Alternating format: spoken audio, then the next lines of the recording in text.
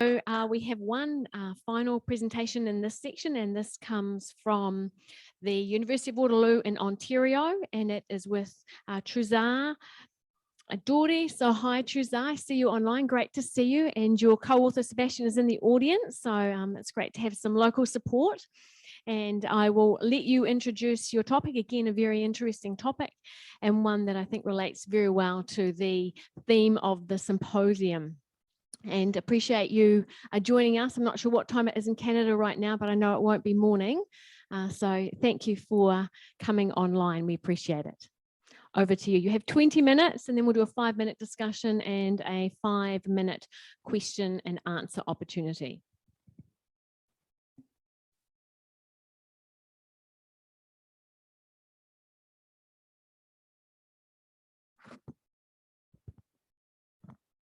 Just wait for Truzaar to share his screen.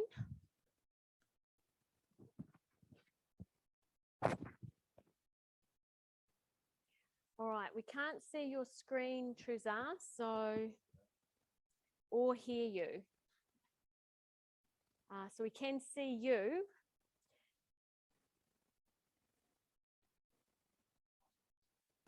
Can you just say something so we can see if we can hear you? Yeah, can you hear me now? Perfect, thank you so much. We just need fantastic, and I'll try sharing my screen again here as well. Thank you.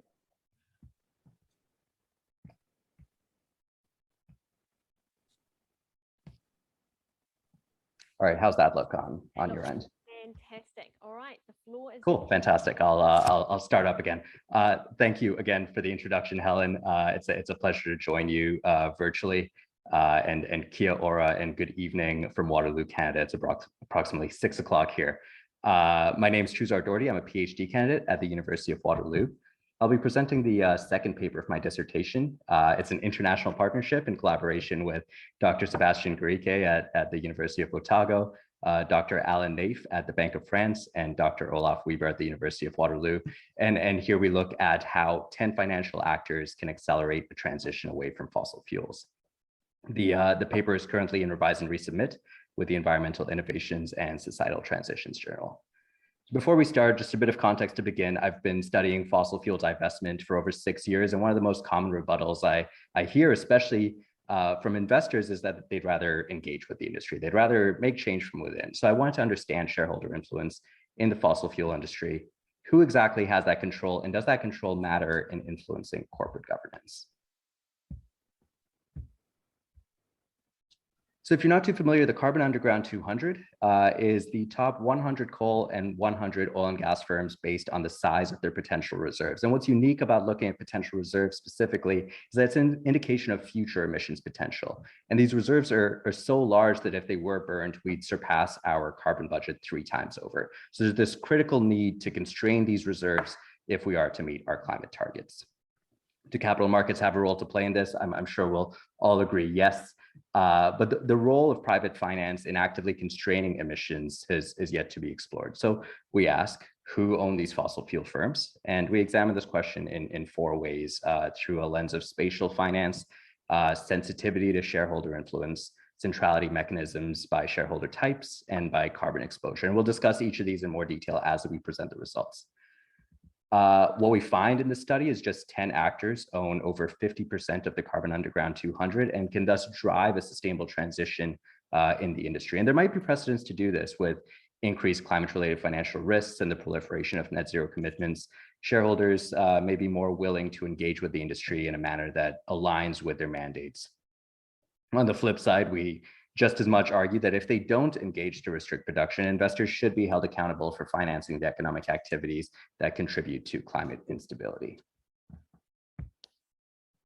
So briefly on the literature, the Carbon Underground 200 that I mentioned accounts for 98% of proven coal, 98% of gas, and 97% of oil reserves held by publicly listed companies. And burning these reserves would contribute an additional 674 gigatons of carbon emissions, which is 20 times greater than our global 2019 emissions. And as I mentioned, 3 times greater than our global carbon budget. So we can't achieve a sustainable transition without addressing the potential emissions of the Carbon Underground 200. And what we're proposing is that we need to address the supply side of fossil fuel production. We frequently talk about demand side policy, carbon pricing, energy retrofits, but what Green and Dennis 2018, for example, would argue is that we need restrictive supply side solutions. And what they coin, and I really like it, is cutting with both ends of the scissors. So capital markets have historically been instrumental in supporting economic transitions. Perez 2002, for example, speaks about the role of finance in the Industrial Revolution, in steam, electricity, telecommunications, and I'm sure certainly once again, finance will be vital in the sustainability transition as well. But compared to the sizable literature around mitigating against risk, the role of finance in propelling a low carbon transition through supply side restrictions remains unexplored. So what do we know about the literature today? There is an acknowledgement that finance as a conduit for sustainable transitions remain underrepresented, not only in climate finance, as alluded to by our very own Diaz-Rainey et al. In 2017, but equally so in sustainability transitions research. Kohler et al., Geddes-Schmidt, Sabine and Vanderberg, they all highlight this gap in sustainability transitions in finance research. Research to date mostly looks at the reallocation of funds towards low carbon alternatives.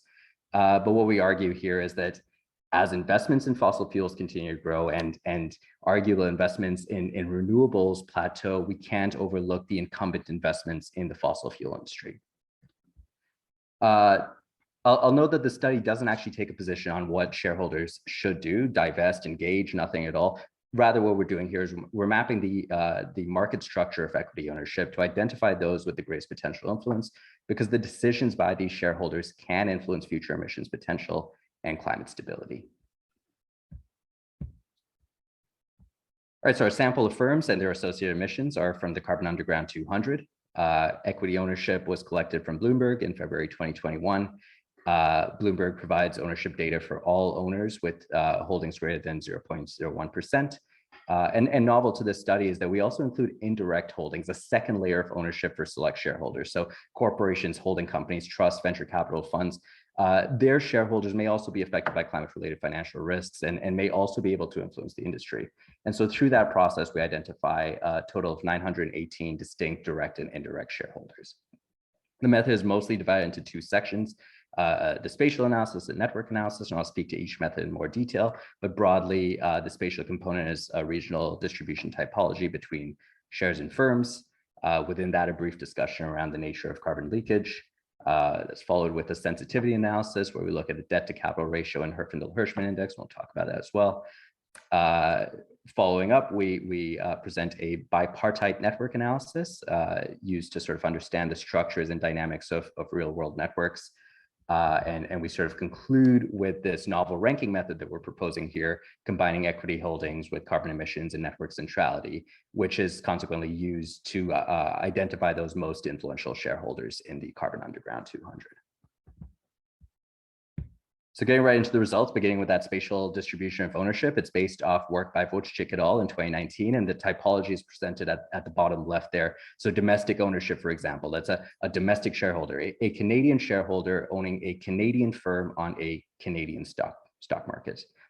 Domestic ownership is most prevalent with the United States on top. And this first tells us that there is substantial power to reduce emissions in the domestic activity base in countries like Canada and China, United States, India, Japan should be leading the decarbonization efforts at home. Second is import ownership and the United States. So this would be the United States shareholder with holdings in a Canadian firm traded on a Canadian stock exchange. And this distribution is also interesting because it opens up conversations around carbon leakage. Who is producing and who is profiting off that production? And what this tells us is wealthy nations, particularly the United States, are investing heavily in pollution abroad. Turning next to the sensitivity analysis, I won't take too much time here. I'll just quickly go through it, but we're replicating methods by Galaz et al. 2019 here. These are measures of how reactive firms are in select regions. And we start with the Herfindahl-Hirschman index. It's a measure of market concentration. Countries with high HHI indicate monopolistic ownership. Countries with low HHI indicate competitive marketplaces. So, I mean, it's no surprise to see Saudi Arabia, for example, who owns the majority of Saudi Aramco in the top of panel A. And then some of the more competitive markets indicate that firms in those regions may have many small owners. Next is the debt to equity ratio, also inspired by Galaz et al. 2019. And this measures how heavily a firm relies on debt financing and consequently how sensitive a firm might be to external financiers. And this might be because a country has higher infrastructure costs, where an investor would push to utilize equipment to the end of life.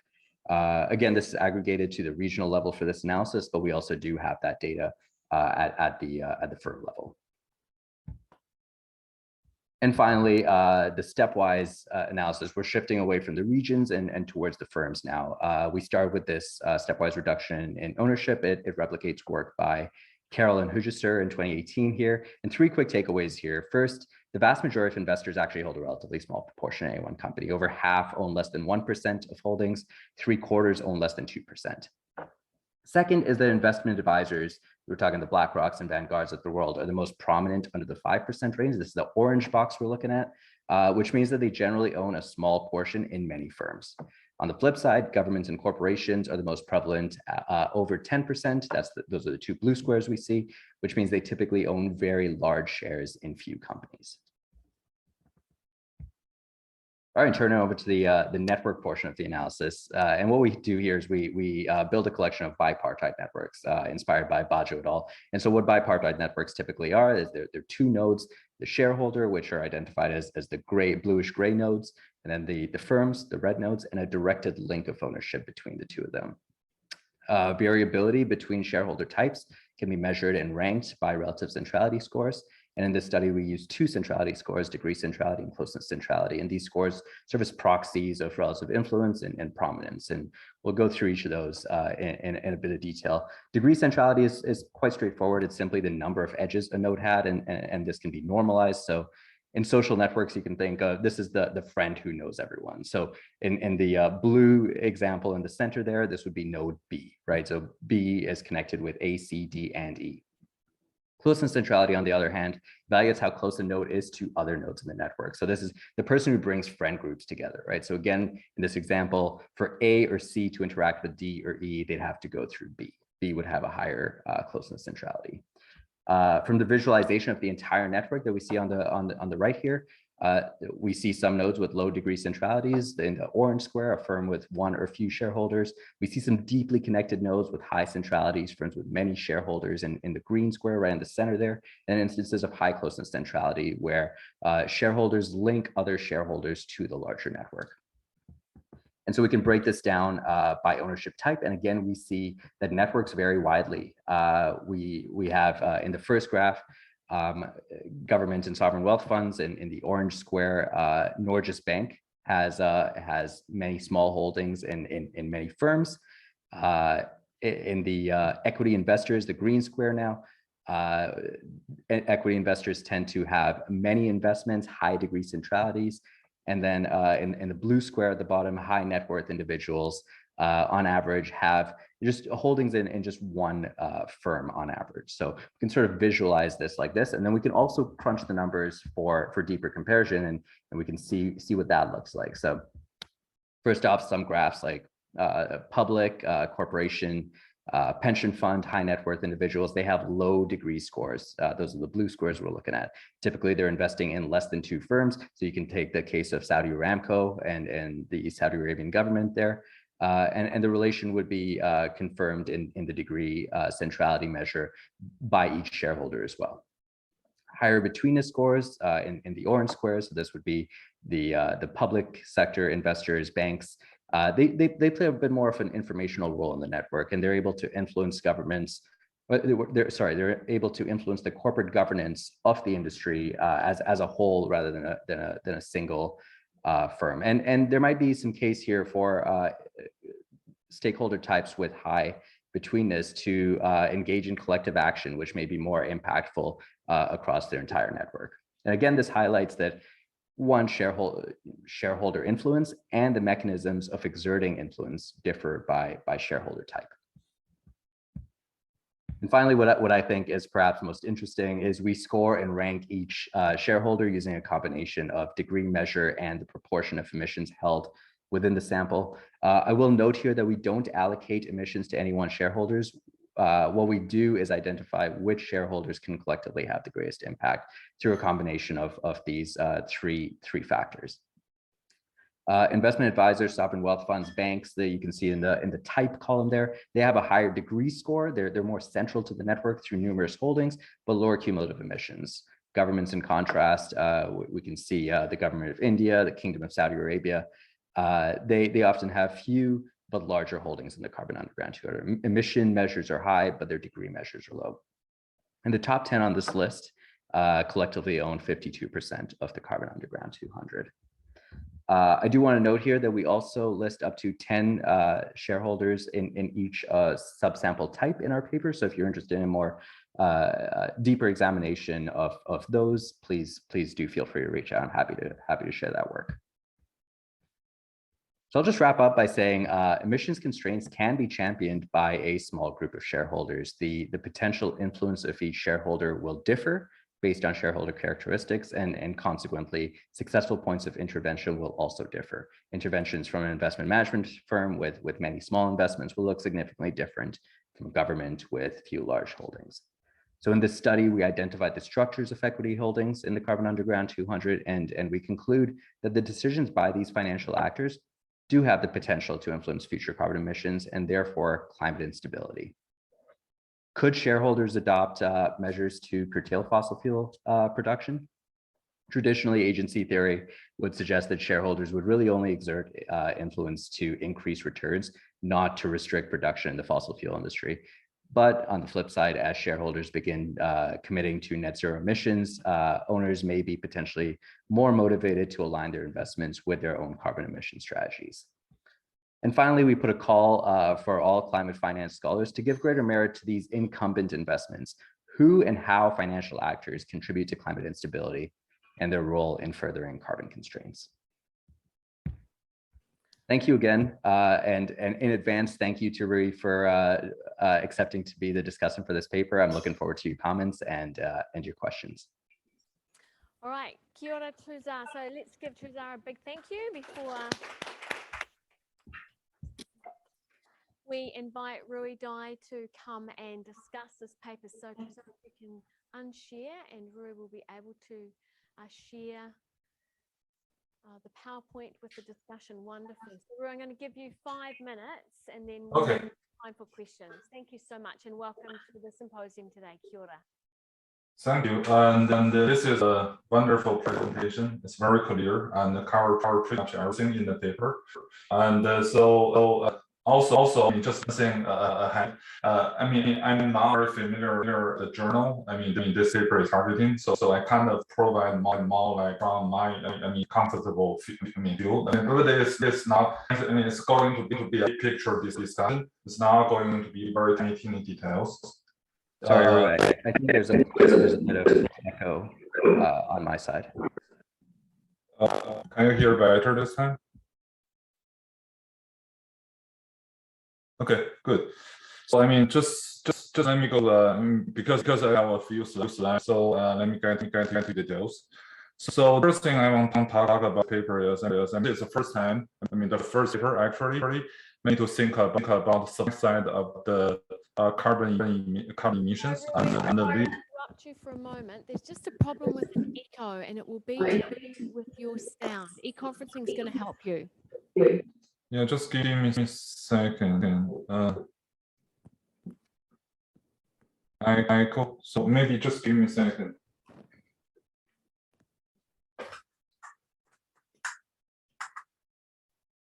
Let me put my ear on your phone.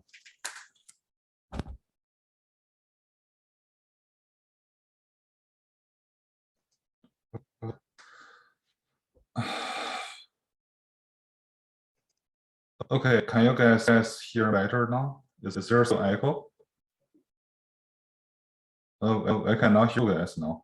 Just give me a second.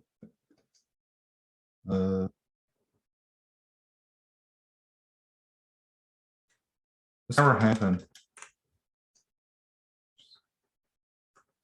Can you guys hear me? Okay, so I cannot hear you. But anyways, let me, if you can hear me, and let me keep talking, and later on, is there still? Okay, I cannot hear you, but let's talk. I mean, let me talk later. So yes, the first of all, the summary.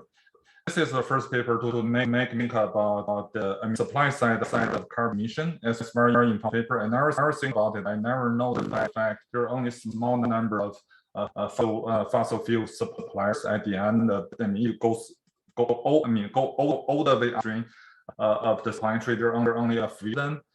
And the data is, they are using very new data. I never heard about this. It's called CEU 200. It's basically urban underground 200. It's maybe listing 100 companies, and the author already mentioned the database is very unique, and it's basically lead the majority of doing carbon emission through supply chain.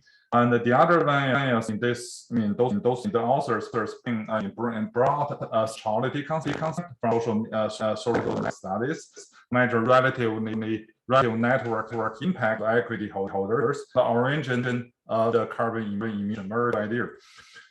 So they combine the two together. They construct a new measure. For me, this is most important contribution of this paper. They construct a new measure, capture the high potential actors, actually the equity holders who can possibly affect the green emission transition.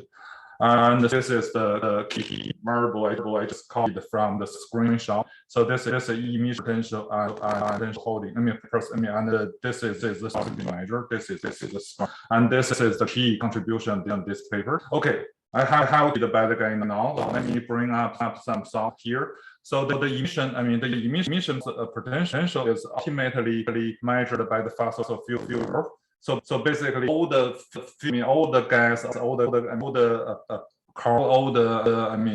company hold. So burn it out. That's the amount of emission you produce. That can understand correctly from the definition. This CO2 CE200 website, and they basically saying this. The definition of their emission potential. So this is a fixed amount. The author is not using time series, is using final data. They only use, if I understand correctly, they only use one snapshot.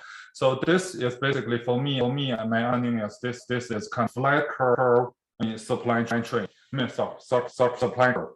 So the thing emission from understanding and the emissions and production all the time period. Once again, the reserve is not necessarily equivalent to emission supply or production. So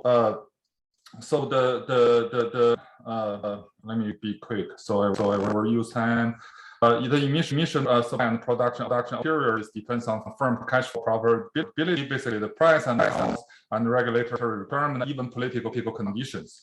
So it's the amount of reserve is time varying. Sometimes they have more, sometimes they have less. Meanwhile, the equity holder cannot change the physical amount of reserve at a given time for the snapshot, so that they have no or very limited influence on the emission supply by proxy. I'm not saying they are not going to affect the emission supply, but for this proxy, there may be some problem. Second comment is about the role of the shareholders, because any point of this paper, shareholder has the influence on the pollution on supply side of the carbon dioxide emissions. So the question is whether they be able or willing to influence the emission, and whether those shareholders, the top emission investors, listed in this paper are the passive index, BlackRock, or those are they basically maintain a passive investment. They follow following the index. They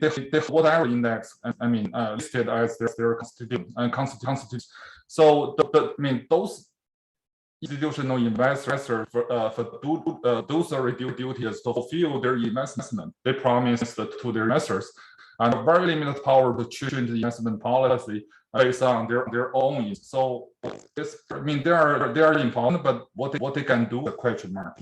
And thing is another thing is whether the many non-institutional investors are the government or the business owner himself.